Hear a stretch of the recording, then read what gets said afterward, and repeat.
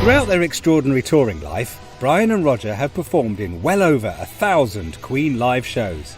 This incredible achievement is testament to not just the enduring appeal of their music, but also their unrivaled ability to continuously amaze, surprise and delight their audiences with a must-see show that year on year just gets bigger and better. So having entertained us since the 1970s, it's now time to celebrate the fact that Queen are still the masters of live rock and roll in the 21st century.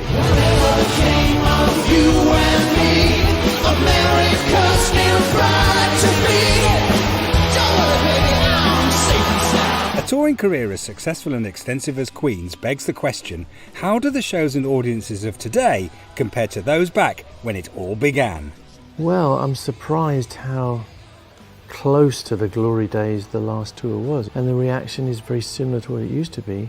Biggest difference is stuff like mobile phones, because in the old days people didn't have that stuff and they would just be there, their whole selves interacting in mind and body and eyes and ears. Not like that now. Everybody has this urge to kind of immortalize stuff and capture stuff. So when you look out, you see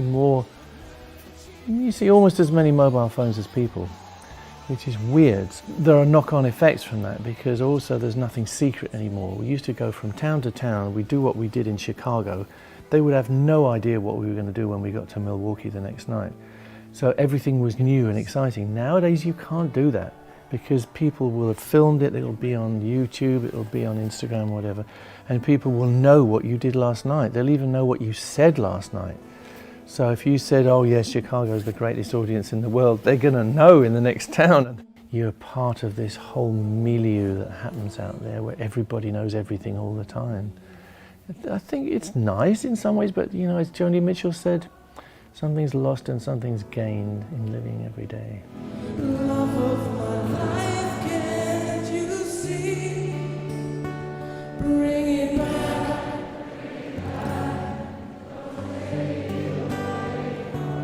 And I kind of address it when I do Love My Life and I ask them to put the lights on. Now, people don't necessarily twig it, but what I'm saying is you're not using your phone to film at this point. You're actually using the light, so you can't be filming at the same time, which is quite I think that's partly why the moment is so powerful, because people go suddenly, oh, there is nothing else except the performance and the moment, and we are contributing to it. So I find that quite a powerful moment. I haven't asked people to switch their phones off, but it produces that effect.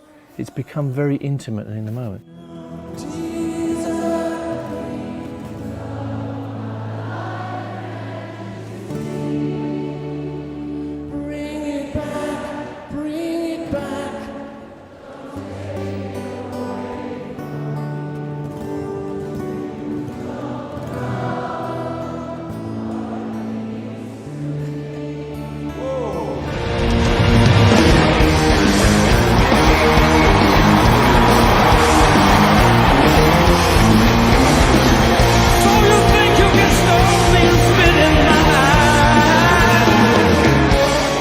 Of course, some of the most noticeable changes to Queen live shows over the years have arisen from the huge advances in technology.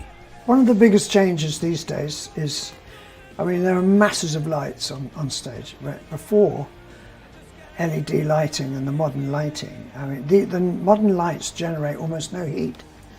But before, the stage was like a furnace. It was so hot. In fact, when I used to leave, we used to have our lighting rig would come down, and my stool, which has a plastic sort of seat, it would smoke. It was actually, you could see the plastic burning, and it was so hot, just so hot on stage. It was indescribable. But of course that's gone now, and it's almost cool. That's made it easier in a way.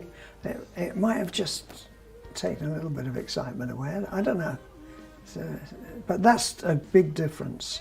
And then of course you've got the wonderful screens now, which are incredible. They're getting better every year, and it's possible to do amazing things with these screens. Impressive though those developments might be, as Roger and Brian explain, the real skill is knowing which tried and tested methods to stick with, which new tricks to embrace, and which ones to avoid. I think the old dry ice used to be really good. I don't think we allow that anymore. I've seen an awful lot of fire on stage. And once you've seen 2 bits of fire, that's enough, I think. But I've seen acts in America, whoa, whoa, whoa, whoa. I mean, you know, you feel like you've been to a bonfire. Yeah, I don't know. Yeah, I don't think we do a lot with fire. There's also a lot of problems with the fire marshals. Yeah. There's a few places like that where we're consciously old school. One of it is definitely the lights, not just the configuration of the lights and the physical presence of the lights, but the way they're operated, because a lot of people these days will work all on presets, and you press a button and the machine will work its way through the presets, so there's no physical person operating it. We much prefer, like a chase, you know, somebody will press a button and it just chases all through, I don't know, Stone Cold Crazy or something, but it won't be tied into the beats. Whereas we much prefer to get somebody who will work it, will be pushing the buttons in time with us, feeling what we're doing. I remember going to see a Rush show years and years ago in Munich, I think, and the guy played his lighting desk like it was the piano. It was like, and everything that you saw when you look at the stage came out bang, bang, bang in time with every single note. There's a lot of notes in a Rush show, you know, and the lights were completely tied into that. It was amazing. It was magical. I never forgot that. And we always, in talking to our lighting designers, we kind of remind them of that. You know, we want you to be playing those lights like we're playing, and they get it. And we have some great people working our stuff. Same with the video. We don't work to a click, so you can't actually anchor the video to a time step. They have to be working the little bits of video to keep them in time with us, which is great. It makes everything locked in. It makes it a live show, a truly live show.